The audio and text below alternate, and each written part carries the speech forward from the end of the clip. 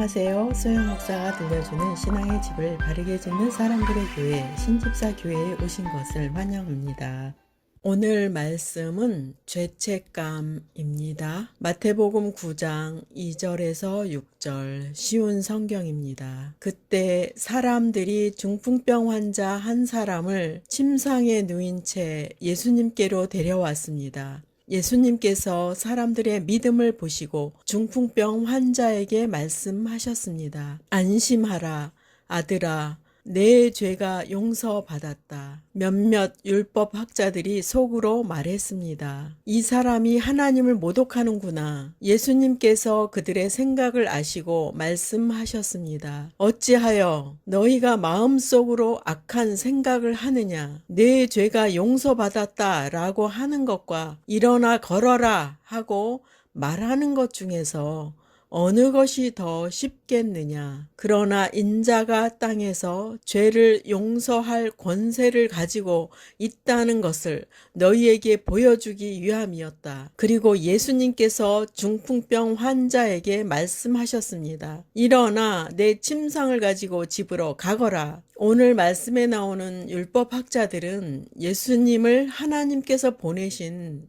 구세주로 믿지 않았음을 알 수 있습니다. 그들은 예수님을 신으로 인정하지 않았기 때문에 예수님이 죄사함을 선포할 때 하나님을 모독하는구나 라고 생각하였습니다. 이 말씀을 듣고 계신 분들은 예수님이 이 땅에 오신 것은 자기 백성을 죄에서 구원하러 오셨다는 것을 잘 아실 것입니다.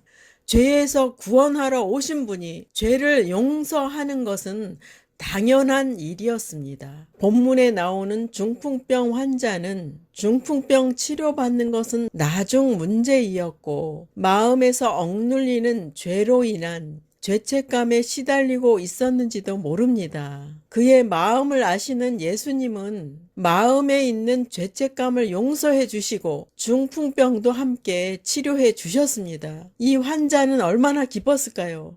죄의 문제를 해결받아서 용서의 기쁨이 충만하였는데 몸까지도 건강하게 회복되었으니까요. 이 세상의 모든 피조물 중에 사람만이 죄에 대하여 책임감을 갖습니다. 하나님은 사람의 마음에 양심을 주셔서 선과 악을 구분하게 하시고 옳고 그른 것들을 구별할 수 있게 하셨습니다. 물론 죄의 시작은 에덴 동산에서 시작되었다는 것을 잘 아실 것입니다. 선악을 알게 하는 나무의 열매를 따먹고 악이 시작되었고 죄에 대한 책임감이 생기게 되었고 죄책감을 갖기 시작했습니다. 구약의 성도들은 죄의 용서를 강구하던 믿음의 조상이었습니다. 첫 번째, 아브라함은 조카 롯을 살리기 위해 의인 50명만 있다면 멸망시키지 않기를 간청하는 내용을 보시겠습니다. 창세기 18장 23절에서 24절 아브라함이 가까이 나아가 이르되 주께서 의인을 악인과 함께 멸하려 하시나이까? 그 성 중에 의인 50명이 있을지라도 주께서 그곳을 멸하시고 그 50 의인을 위하여 용서하지 아니하시리까? 소돔과 고모라는 죄악이 관영하여 하나님께서는 심판하실 것을 아브라함에게 말씀하십니다. 그러자 아브라함은 그 성 중에 의인 50명이 있으면 용서해 주시기를 간청합니다. 그 백성들의 죄로 인해 멸망시키지 말고 용서해 주시기를 간청하는 아브라함을 보면 신약에 누가 떠오르지 않나요? 네, 십자가 위에서 못 박혀 돌아가시던 예수님이 하신 말씀이 떠오릅니다. 누가복음 23장 34절 이에 예수께서 이르시되 아버지 저들을 사하여 주옵소서 자기들이 하는 것을 알지 못함이니이다 하시더라. 그들이 그의 옷을 나눠 제비 뽑을세. 이렇게 죄 용서받기를 원했던 하나님의 아들이 오셔서 우리를 죄에서 용서해 주기 위하여 오셨는데 율법학자들이 믿지 않았습니다. 그래서 예수님을 믿는 자들은 원죄가 용서받은 자가 된 것입니다. 지옥에 갈 수밖에 없는 죄인들을 용서해서 천국으로 이동시키려는 하나님의 계획이었습니다. 천국 백성으로 만들려는 하나님의 계획이었습니다. 그런데 사람이 무엇이간데 하나님께 대항하고 하나님의 말씀을 거부하고 하나님을 싫어하고 하나님을 모욕하고 이런 행위를 일삼고 있습니다. 여러분은 이 시간 하나님의 말씀을 듣고 하나님의 사람으로 있고 하나님의 나라를 바라보고 있고 하나님의 축복 속에 거하고 있는 것입니다. 두 번째, 솔로몬은 성전을 건축하고 어떠한 죄를 짓더라도 성전에 와서 또는 성전을 향하여 기도할 때에 그들이 범한 죄를 용서해 주시기를 간청합니다.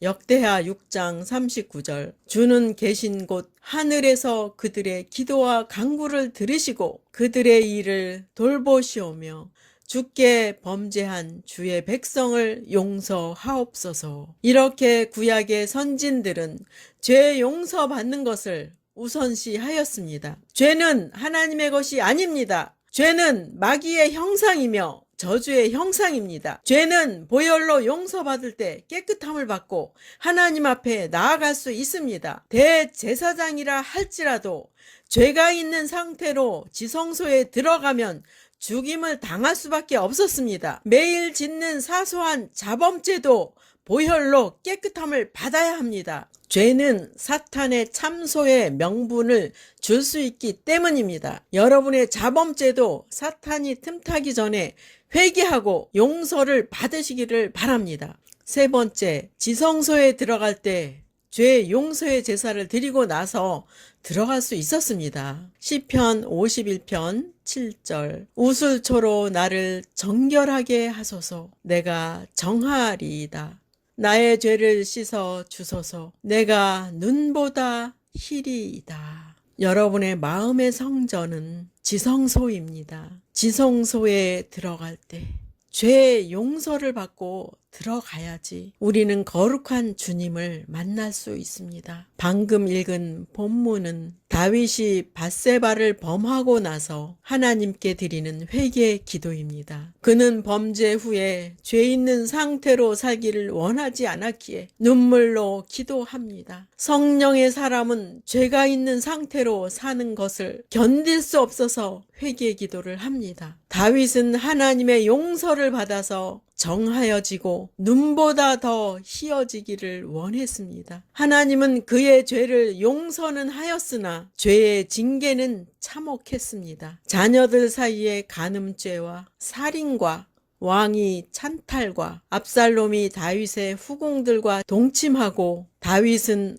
압살롬에게 쫓기는 신세가 되기까지 하였습니다. 물론 후에 하나님은 그를 회복시켰지만 죄에 대한 징계가 이렇게 참혹합니다. 죄를 용서받는 것은 진리입니다. 양심이 마비된 사람들이 있습니다. 사람들은 도덕과 윤리에 대한 기준을 통해 죄를 정하고 국가의 법을 통해 죄에 대한 판단을 하여 죄의 처벌을 받게 됩니다. 가끔 양심 없는 사람들에 대해서도 이야기를 들을 때가 있고 주변에서도 볼 때가 있습니다. 성경에서는 양심 없는 사람을 화인 맞았다고 말씀합니다. 디모데전서 4장 1절에서 2절 그러나 성령이 밝히 말씀하시기를 후일에 어떤 사람들이 믿음에서 떠나 미혹하는 영과 귀신의 가르침을 따르리라 하셨으니 자기 양심이 화인을 맞아서 외식함으로 거짓말하는 자들이라. 2절 말씀에 자기 양심이 화인을 맞아서 외식함으로 거짓말하는 자들이라를 현대어 성경에서는 양심이 완전히 마비되어 천연스럽게 거짓말을 늘어놓는다고 나옵니다. 선과 악을 구분하는 기준인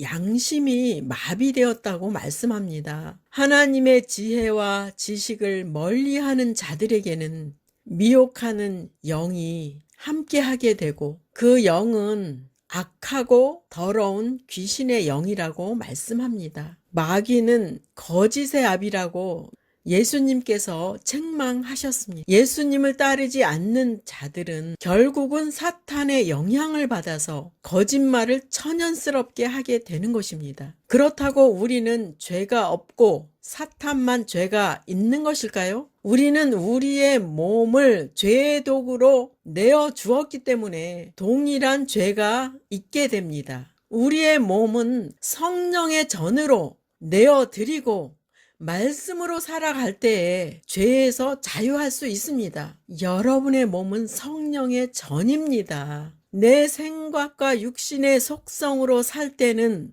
사탄에게 넘어가고 사탄의 도구로 내어주게 됩니다. 물론 우리는 완벽할 수는 없습니다. 사탄에 넘어갈 때 빨리 돌이켜서 주님께로 돌아와야 되고 죄를 회개하여야 합니다. 죄를 용서받아야 합니다. 주님은 여러분의 입술에 고백하는 그 고백을 들으시고 여러분의 죄를 용서해 주십니다. 세상에 있는 보통 사람들은 법에 저촉되지 않는 죄는 죄로 여기지 않습니다. 그리고 죄가 발견되지 않는다면 끝까지 자신은 괜찮은 사람이라고 생각을 합니다. 그러나 예수 그리스도를 영접하고 성령을 받은 사람들은 생각의 죄까지도 찔림을 받게 되어 회개를 하게 됩니다. 예수님은 거룩하신 분이시기 때문에 어떤 죄도 용납하시지 않습니다. 죄는 마치 어두움과 같습니다. 빛과 어둠이 함께 할 수 없습니다. 성과 악이 함께 할 수 없습니다. 그러므로 우리는 한쪽만을 선택해야 합니다. 때로는 기독교가 타협하지 않는 종교라고 독선적이고 이해심이 부족하다고 욕을 먹을 때가 있습니다.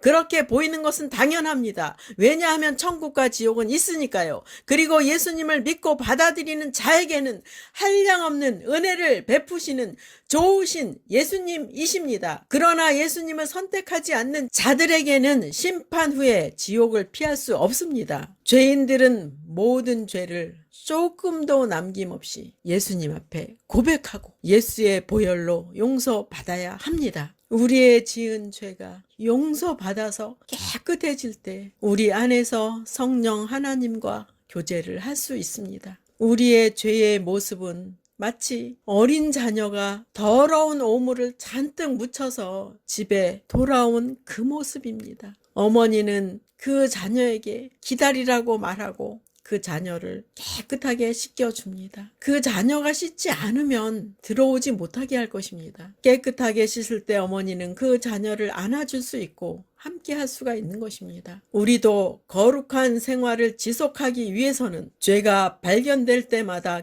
깨끗하게 하여 용서를 받아야 합니다. 그래야 거룩하시고 빛이시고 선하신 성령 하나님께서 여러분과 함께 하실 수가 있습니다. 성도들이 죄책감에 시달리는 삶을 살 때가 있습니다. 어떤 사람들은 거짓말을 자주 하면서도 죄라고 생각하지 않는 양심이 마비된 사람들이 있습니다. 어떤 사람들은 죄책감으로 인해 자신감을 잃고 우울하게 사는 것이 합당하다고 생각하며 자신을 학대하는 사람들도 있습니다. 두 가지 다 사탄의 전략이라는 것을 잊지 마십시오. 어린 자녀가 걸음마를 시작할 때 넘어져서 자신을 비관하고 자신은 할 수 없는 나약한 아이라고 하면서 일어나지 않는다면 부모님들은 칭찬할까요? 그런 부모님은 없을 것입니다. 부모님은 자녀에게 용기를 주고 다시 일어나서 걸으면 된다고 격려의 말을 할 것입니다. 하나님께서도 우리가 죄책감으로 우울한 삶을 지속하는 것을 원하시지 않습니다. 진실하고 정직하고 죄를 미워하는 마음으로 회개하면 하나님은 우리의 죄를 기억하지 않으십니다. 이사야 43장 25절 쉬운 성경입니다. 내가 바로 너희의 모든 죄를 용서하는 하나님이다. 너희 죄를 용서하는 것은 나를 위한 것이니 너희의 죄를 기억하지 않겠다. 하나님은 영적인 자녀들의 죄를 용서하기 위해 예수님을 보내셨습니다. 그러므로 성도가 자백한 죄는 영원히 기억하지 않으십니다. 우리는 이전에 넘어졌어도 괜찮습니다. 우리는 이전에 시험을 통과하지 못했어도 괜찮습니다. 과거의 죄에 붙잡혀서 나아가지 않는 것이 더 하나님의 마음을 아프게 할 것입니다. 다시 일어나서 주님을 바라보면 됩니다. 하나님께서 모든 죄를 용서하심은 하나님 자신을 위하여 용서하는 것이라고 말씀합니다. 하나님은 성도를 자녀로 인정하고 천국 백성이 되기를 원하셔서 용서하시면서 영광을 받으시는 것입니다. 그러므로 하나님 아버지는 용서를 갖고 기다리시는 분이십니다. 집 나간 둘째 아들을 기다리시는 아버지처럼 하나님은 용서를 베풀기 위해서 당신을 기다리고 계십니다. 무엇을 주저하십니까? 지금 그 자리에서 주님을 찾으십시오. 주님을 만나기를 사모하십시오. 일천 번제를 드리면서 하나님의 지혜를 구했던 솔로몬처럼 주님을 구하십시오. 열왕기상 3장 9절. 누가 주의 이 많은 백성을 재판할 수 있사오리까? 듣는 마음을 종에게 주사 주의 백성을 재판하여 선악을 분별하게 하옵소서. 본문에서 솔로몬은 송사를 듣고 분별하게 해주시기를 기도합니다. 하나님의 응답을 보시겠습니다. 열왕기상 3장 11절에서 12절. 이에 하나님이 그에게 이르시되 내가 이것을 구하도다. 자기를 위하여 장수하기를 구하지 아니하며 부도 구하지 아니하며 자기 원수의 생명을 멸하기도 구하지 아니하고 오직 송사를 듣고 분별하는 지혜를 구하였으니 내가 내 말대로 하여 내게 지혜롭고 총명한 마음을 주노니 내 앞에도 너와 같은 자가 없었거니와 내 뒤에도 너와 같은 자가 일어남이 없으리라. 이 본문을 통해서 보면 지혜는 선과 악을 분별하는 것이라고 말씀합니다. 선악과를 따먹은 인류가 악을 경험하게 됩니다. 그런데 그 인류는 선을 버리고 악을 선택했습니다. 영적인 사람은 하나님께 속한 선을 택하여 생명의 길로 나아가야 합니다.